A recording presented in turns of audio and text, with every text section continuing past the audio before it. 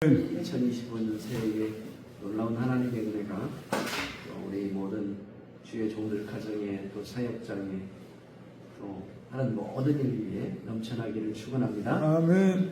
오늘은 믿음에 대한 얘기를 좀 하려고 합니다. 히브리서 11장에 보면 믿음장이죠. 히브리서 11장 1절에 보면 믿음은 바라는 것들의 실상이요 보이지 않는 것들의 증거니라고 했습니다. 2절에 보면 선진들이 이로써 증거를 얻었느니라 그렇게 되어 있습니다. 그래서 믿음은 바라는 것들의 실상이다. 그래서 우리가 바라보는 것, 또 소원하는 것, 꿈꾸는 것, 그것이 믿음이다 그렇게 가르치고 있습니다. 오늘 본문을 찬찬히 한번 뜯어보면 두 문장으로 되어 있는 거예요. 믿음은 바라는 것들의 실상이요. 믿음은 바라는 것들의 실상이요. 또 한 문장은 어떻게 되어 있느냐? 보이지 않는 것들의 증거니 이렇게 되어 있어요. 이 두 문장이 같은 문장인데 믿음은 뭐라는 거냐면 믿음은 실상이요. 믿음은 증거요. 이렇게 봐야 됩니다. 그러니까 믿음은 뭐에 대한 실상이고 뭐에 대한 증거다. 그렇게 되어 있는 거예요. 믿음은 바라는 것들, 우리가 소망하는 것, 그런 거죠. LP죠. 소망하고 기대하고 목표하는 것을 말하는 것이죠. 실상, 확신하는 것, 본체, 실세, 그렇게 원문에 되어 있어요. 바라는 것, 확신하는 것. 믿음은 소망하는 것인데 그게 확실한 것이다. 믿음은 보이지 않지만 그것이 증거다. 이렇게 말하고 있는 거예요. 선진들은 이로써 증거했다. 그러니까 이 실상으로, 이 증거로 증거했다. 그런 말이에요. 믿음은 선진들이 그 믿음이라고 하는 것은 증거로 나타냈다. 증언했다. 그렇게 본문이 말하고 있는 거예요. 6절에 보면 믿음이 없이는 하나님을 기쁘시게 하지 못하나니 하나님께 나아가는 자는 반드시 그가 계신 것과 그를 찾는 자기를 찾는 자들에게 상 주시심을 믿어야 할지니라. 그러니까 믿음이 없이는 하나님을 기쁘시게 할 수 없다. 그래서 이 믿음에 대해서 알려면은 믿음 그러면 우리가 하나님 앞에 나와서 주님 믿습니다. 또 영접교리라는 것을 보면 좀 이상하긴 하지만 내 마음속에 들어와 계시옵소서. 내 마음에 예수님 오시면 내 속에 좌정하여서 나와 함께 살아주십시오. 그렇게 하면 그것이 믿음이라고 그렇게 말합니다. 근데 믿음은 보이질 않아요. 믿음이라고 하는 것은 어떤 실상이 없어요. 믿음이라고 하는 것은 어떤 증거가 없어요. 근데 오늘 믿음은 실상이고 믿음은 증거라고 했습니다.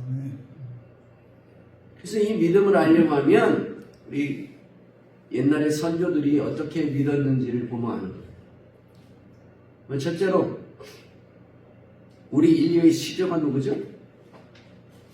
인류의 시조는 아담이죠. 아담. 아담이 하나님과 교제했어요? 안 했어요? 믿음이 있었어요? 없었어요?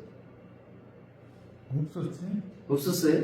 선을 할 때 하나님이 바람이 불 때 아담을 찾아오서 교제했어요. 사랑했어요. 하나님이 나타날 때 그가 경외하고 하나님을 기뻐했어요. 하나님을 예배했어요. 교제하고 예배하고 하나님을 경외하고 하나님을 사랑했어야 안 했어요. 아담이 했잖아요. 근데 아담이 그만 온 인류의 죄를 짊어진 게 뭐예요? 왜 그래?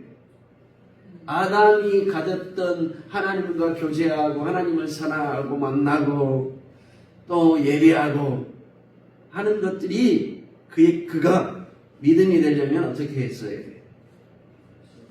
창세기 2장 16절에 나와 있는 17절에 나와 있는 동산 중앙에 있는 선악을 알게 하는 나무는 열매는 어떻게 하라? 먹지 않나. 먹는 날에는 반드시 죽는다 하는 그 하나님의 말씀을 어떻게 됐어요? 순종했어요. 그러니까 아담이 믿음이 없는 것은 뭐예요? 교제를 안 했기 때문이에요? 하나님을 사랑 안 했기 때문이에요? 하나님을 예배 안 했기 때문이에요? 아담이 믿음이 없었던 내용이 뭐예요? 하나님의 말씀에 뭐 했지 않았다? 순종하지 않았다.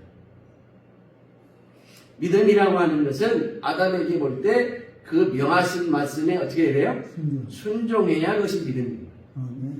예배도 있어요. 하나님을 사랑하기도 해요. 주님이 선언할 때 찾아올 때를 기다리기도 해요. 밤과 두 손 들어서 하나님을 만나요. 그 품에 안기기도 해요. 그렇게 깊은 교제가 있다 할지라도 하나님의 명하신 말씀을 순종하지 못하면 그럼 어떻게 해요? 죽는 거예요. 사망에 이르는 거예요. 우린 뭐 믿음이 여기 믿음은 바라는 것의 실상이다 이렇게 나와 있어요. 믿음이 바라는 게 뭐예요? 바라는 게 우리가 바라는 게 뭐예요? 11절 우리 성도들이 바라는 것들은 저 영원한 나라 천국 그렇게 생각해요. 근데 우리가 바라는 게 뭐예요? 참 믿음의 사람으로 우리가 바뀌는 거잖아요. 예수님을 닮은 사람으로 바뀌는 거잖아요. 그래서 믿음이라고 하는 것은 우리가 예수님 같은 사람으로 소망하는 것인데 그것이 실상으로 나타나는 것이다. 이게 믿음이라는 거예요. 믿음이라고 하는 것은 보이지 않는 그 주님을 사랑하고 그 주님을 내 마음에 모시고 살아갈 때 내 삶 속에 증거가 나타나야 된다. 그렇게 말하고 있는 거예요. 그래서 선진들은 이와 같은 삶을 통하여 증거했다 그렇게 말하고 히브리서 11장이 쫙 진행되는 거예요. 바라는 것, 소망하는 것, 그걸 목표하고 그게 믿음이라 바라보고 가는 것이 아니고 그 삶 가운데 그 실상인 믿음이 나타나는 거예요. 그것이 증거가 되어야 되는 거예요. 그래서 믿음은 보이지 않는 실상 또 바라는 것들의 보이지 않는 것들의 증거, 바라는 것들의 실상이 되어야 되고 증거가 되어야 됩니다. 그래서 증거로 나타나야 그것이 믿음이다. 아담에게서 그렇게 말할 수 있는 거예요. 아담이 하나님과 충분히 교제하고 사랑하고 우리보다 직접 하나님을 만났으니까 그 품에 안겨보기도 했으니까 얼마나 그 사랑이 깊겠어요. 그런데도 불구하고 그가 하나님이 명하신 말씀을 지키지 못했을 때 순종하지 못했을 때 그가 어떻게 했어요? 사망에 이르게 돼요. 정령 죽으리라. 노아의 믿음은 뭐예요? 노아는 창세기 6장 6절에 보면 그는 온전하고 당대에 완전해서 하나님과 동행하는 자. 온전하고 완전해서 하나님과 동행했다. 그래서 우리는 믿음 그러면 하나님과 동행하는 것이라고 해요. 동행하는 게 뭐예요? 하나님과 동행하는 게 뭐예요? 함께하는 게 뭐예요? 하나님과 함께하는. 그래서 하나님이 나에게 말씀하시는 그 말씀대로 순종하여 살아야겠다. 그 뜻대로 살아야겠다. 그러면서 뜻대로 살아야 하는 사람. 그러면서 동행한대. 놀라운 일이지. 동행한대. 노아는 당대에 완전하고 주님 앞에 하나님과 동행했다는 거예요. 온전한 사람을. 그런데 이 노아의 믿음을 보려고 그러면 창세기 6장 마지막 절에 봐야 된다는 거죠. 22절. 그가 하나님이 그에게 명령했을 때 그 명령대로 온전히 순종했다. 그 말씀대로 따랐다. 노아가 어떻게 구원을 받았어요? 하나님과 교제해서 구원받았어요? 하나님이 명령하신 뜻에 감격해서 은혜를 받아가지고 깨닫고 하나님 앞에 기도함으로 구원을 받았어요? 노아는 하나님이 너는 고페르나무로 방주를 지어라 라고 했을 때 노아는 그 말씀에 순종하여 방주 짓는 일에 일생을 보냈어요. 그리고 방주를 지은 다음에 하나님이 모든 짐승의 암수 두 짝씩 정결한 건 7쌍씩 너희 자녀들과 또 며느리들과 아내를 데리고 방주로 들어가라 할 때 다 들어갔어요. 그 말씀대로 따랐다 온전히 순종했더니 온 세상이 멸망을 얻을 때 노아의 8식구만 구원을 얻었다. 그 말씀대로 순종하여 그 말씀대로 다 준행했더니 어떻게 해? 그가 구원을 얻었다. 히브리서 11장 보면 7절에 믿음으로 노아는 아직 보이지 않는 일에 경고하심을 받아 경외함으로 방주를 준비하여, 경외함으로 방주를 준비했다는 말이 뭐예요? 그렇지. 하나님 말씀을 경외하는 무겁게 여기고 하나님의 명령을 준행함으로 방주를 준비했다 이 말이에요. 경외함으로 방주를 준비하여 그 집을 구원하였으니, 우리는 경외하면 그러면 뭐 말아요? 하나님을 찬양하고 예배하고 하나님 앞에 헌금을 드리고 하나님 앞에 막 두렵고 떨림으로 기도하고, 그게 경외인 줄 알아요. 그것도 경외이겠지요. 그러나 진정한 경외는 뭐예요? 하나님께서 명하신 말씀대로 온전히 따라가는 거예요. 노아가 경외만 하고 예배만 드리고 기도만 하고 감격만 하고 앉아 있었으면 구원 받았어요? 못 받았어요? 못 받았죠. 은혜의 경외함으로 그가 방주를 지었다는 거예요. 방주를 준비했다는 거예요. 열심을 다하여 명령대로 방주를 열심히 지었다는 거예요. 또 목사님들이 여기 열심을 경외함으로 방주를 지었다는, 뭘 지으라고 그래요? 교회 지으라고 그러죠. 구원에선 교회니까 교회를 열심히 최선을 다하여 경외함으로 방주를 지어라. 재산 다 가져오고 방주를 지어라. 전세 살면 월세는 바꾸고, 집 있으면 집을 팔고 하나님의 방주를 지어라. 그런 뜻이에요. 물론 방주를 짓기 위해서 노아가 자기의 가진 모든 것을 드렸겠지. 그러나 더 중요한 것은 방주를 만들려고 한 하나님의 뜻에 순종하는 일이, 그 목적을 위해서 돈도 쓰고 능력도 쓰고 모든 온 가정이 하나가 되어서 하나님 앞에 열심히 해서 그 말씀대로 방주를 지었다는 거예요. 오늘 우리가 지어야 될 방주는 뭐예요? 교회예요? 하나님께서 우리에게 말씀하신 그 말씀에 대하여 내가 하나씩 나의 온 힘을 들여서 하나씩 지켜가는 거죠. 그 말씀에 순종해 나아가는 거죠. 그래야 방주가 지어지는 거예요. 말씀에 순종해 나가야 방주가 내 방주가 되는 거예요. 이런 교회도 하나님의 영광을 위해 성전도 열심히 지어야 되겠지만, 그 짓는 것과 같이 나의 삶 가운데 하나님의 말씀에 순종했더니, 경외함으로 순종했더니 노아가 온 가족이 구원을 얻었더라. 아브라함의 믿음은 어떤 거예요? 아브라함, 하나님께서 찾아오셨어요. 너는 내 본토 친척 아비집을 떠나 내가 너에게 지시할 땅으로 가라. 아브라함에게 하나님이 찾아왔을 때 이 아브라함은 어떻게 했어요? 정말로 그 명령을 따라서 본토 친척 아비집을 떠나 갈 바를 알지 못하고 나아갔다. 히브리서 11장에 보면은 믿음으로 아브라함은 어떻게 했다는 거예요? 8절 9절 보면 믿음으로 아브라함은 부르심을 받을 때에 순종하여 장래에 유업으로 받을 땅을 나아갈새 갈 바를 알지 못하고 나아갔으며, 갈 바를 알지 못했대. 하나님이 어디로 가라, 목적지가 어디다 그렇게 안 알려주고 아브라함을 인도했다는 거예요.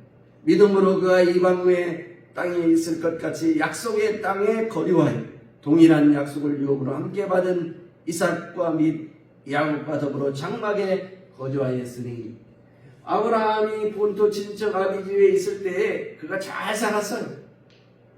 그가 양떼도 많았고 소떼도 많았고 종들도 있었어요. 잘 먹고 잘 살았어요. 그런데도 하나님이 그를 불러낼 때 갈 바를 알지 못하고 찾아왔다. 이게 뭐예요? 하나님의 말씀, 경외하고 앉아있음을, 경외하고 예배만 드리고 있었던 거예요. 경외하고 기도만 했던 거예요. 그 말씀을 따라 순종하여 믿음으로 나아갔다는 거예요. 믿음이라는 게 뭐예요? 믿음은 바라는 것들의 실상이라는 게 뭐예요? 믿음은 바라고 원하면 그 말씀대로 삶이 되게 하는 거예요. 실체가 되게 하는 거예요. 내가 소망합니까? 바랍니까? 그럼 그것이 나의 실체가 되게 하는 거예요. 그 말씀대로 살아서 나의 실체가 되게 하라. 그럼 내가 소망하는 것, 바라는 것, 보이지 않는 것이 내 삶의 증거로 나타나는 거예요. 이 문장이 그렇게 되어 있어요. 선진들은 이로써 증거를 얻었다. 그와 같은 삶을 통하여 증거를 얻었다. 이렇게 말하고 있는 거예요. 교회가 열심히 기도하는 건 좋은 일이에요. 우리 앞집에 사는 젊은 사람들도 고용이 새벽 열심히 새벽 기도, 열심히 새벽 기도, 열심히 다녀요. 보면 다 꼭 다녀와요. 그렇게 열심히 기도해요. 하나님 앞에. 좋은 일이지. 복된 일이지. 열심히 기도하고 예배 한도 빠지지 않고 열심히 찾아.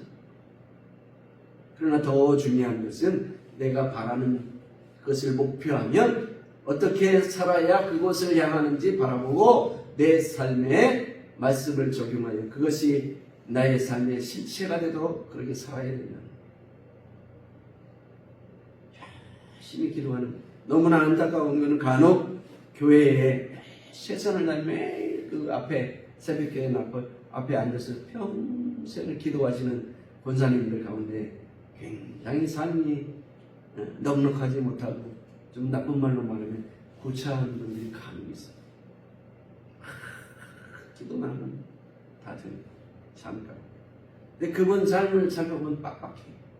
여유가 없어요. 또 그렇게 남에게 배려하거나 남에게 또 사랑을 베푸는 그런 것도 아니에요. 기도 생활. 그런데 중요한 것은 하나님께서 우리에게 원하고 있는 것 그대로 살아가는 거예요. 우리 하나님이 무당들이 섬기는 하나님과 같아야 달라요. 근데 우리의 신앙은 무당들이 바라는 그 신을 섬기는 무당들의 행위보다도 더 못하면서 그 무당이 그 접신을 하려면 어떻게 해야 되는지 알아요? 성결해야 돼요. 그리고 신통력이 떨어지면 어떻게 하는 줄 알아요? 거기 산에 올라가요. 계룡산 같은 데 올라가서 겨울에도 냉수로 목욕하고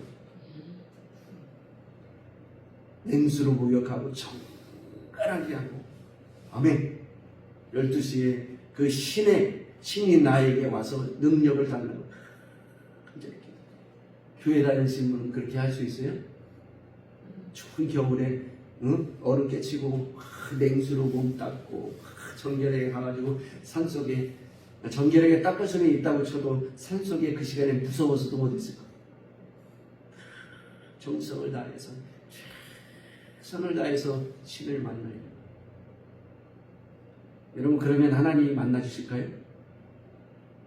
하나님이 찾아와서 무기본사 참 예쁘다 난 믿음 내가 너에게 능력을 주마 이렇게 할까요?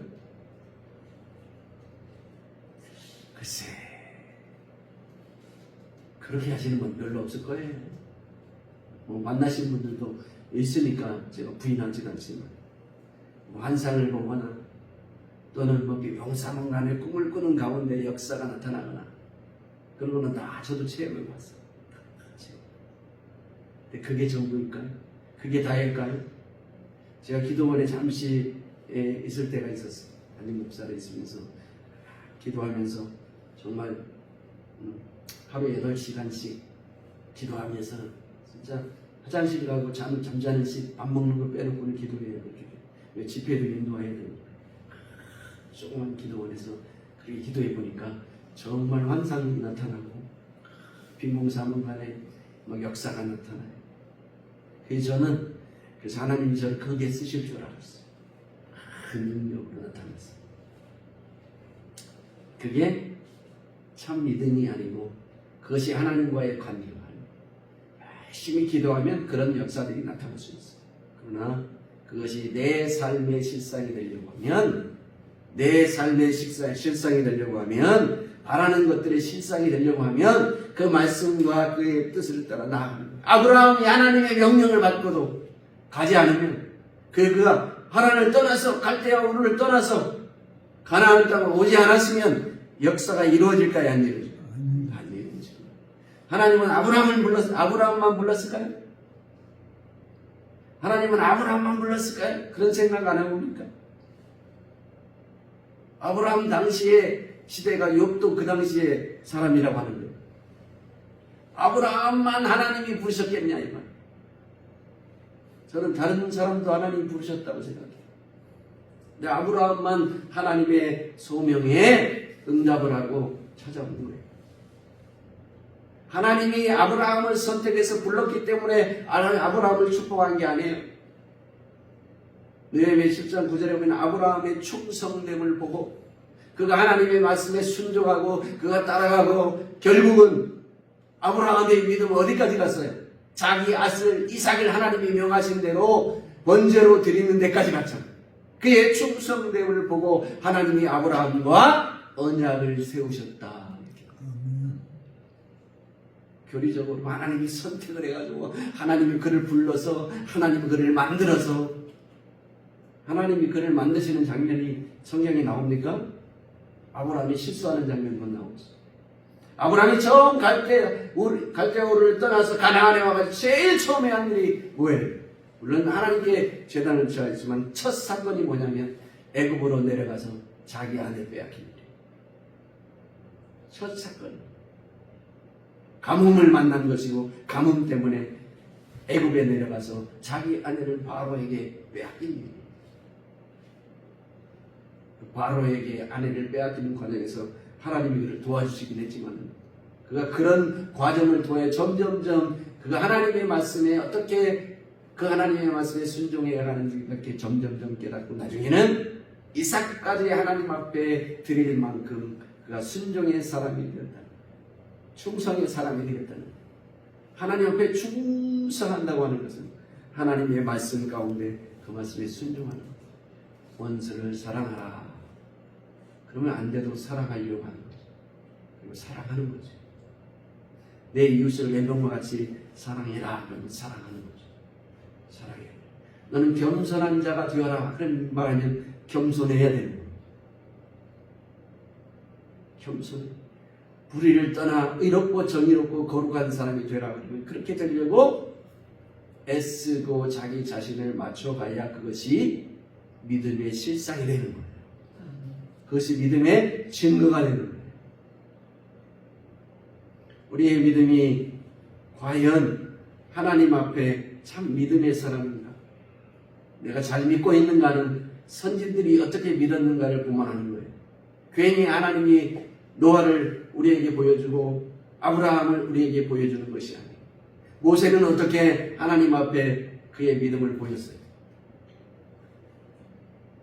11장, 오늘 히브리서 11장 26절, 23절부터 보면 믿음으로 모세는 났을 때에 그 부모에게 아름다운 아이였음을 보고 석 달 동안 숨겨 왕의 명령을 무서워하지 아니하였으며 믿음으로 모세는 장성하여 바로의 공주의 아들이라 칭함을 받기를 거절하고 도리어 하나님의 백성과 함께 고난받기를 잠시 죄악의 날을 누린 것보다 더 좋아했다. 이렇게 나왔어요.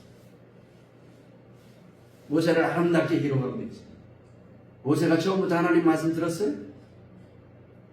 창세기 출애굽 23장에 하나님이 그를 떨기나무 가운데 불꽃 가운데 불렀잖아요. 그래서 너는 가서 애굽에 있는 내 백성을 이끌어내라. 그 모세가 뭐라 그랬어요? 못 가요. 난 입도 뻣뻣하고 나는 겁이 많아서 못 가요. 하나님이 그를 달래가지고 애굽으로 보내서 자기 백성을 이끌어내게 하잖아요. 모세의 믿음은 뭐예요? 하나님의 말씀에 역시 그 명령하신 뜻대로 애굽으로 돌아가서 애굽으로 돌아가면 자기 목숨이 위태로워져. 애굽 사람을 쳐 죽이고 도망갔잖아요.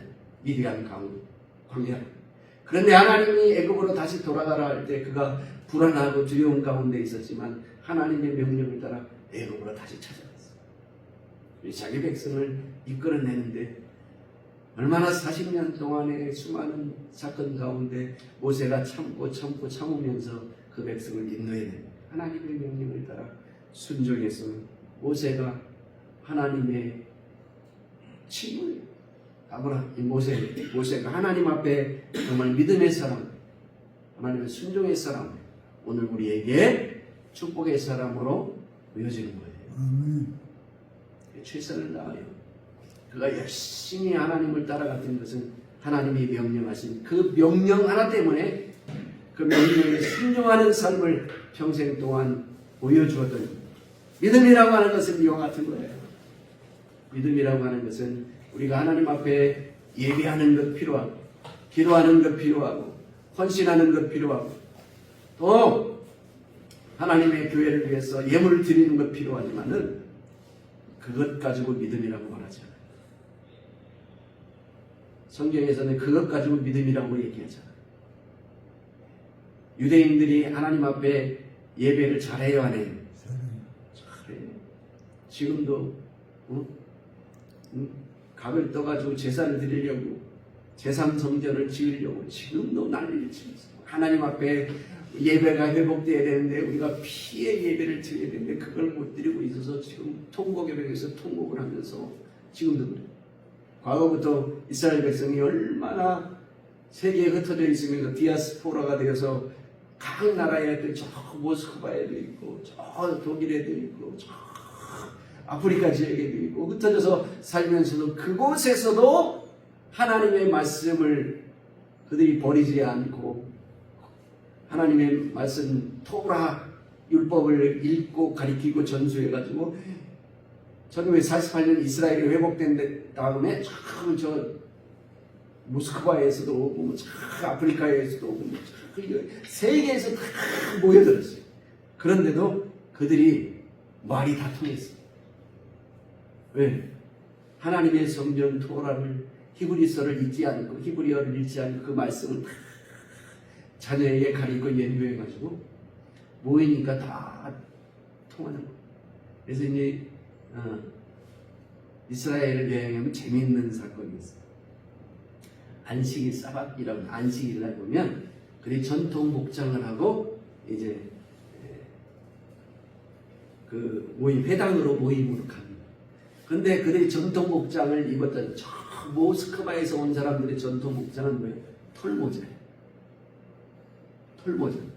응? 추운 데니까 털모자를 썼잖아. 그래서 그 이스라엘이 더운 나라에 추운 나라에 덥잖아요. 덥잖아요. 여름 엄청 덥잖아요. 근데 여름에도 털모자를 쓰고 회당에 가는 모습을 보여요. 응? 전통모자.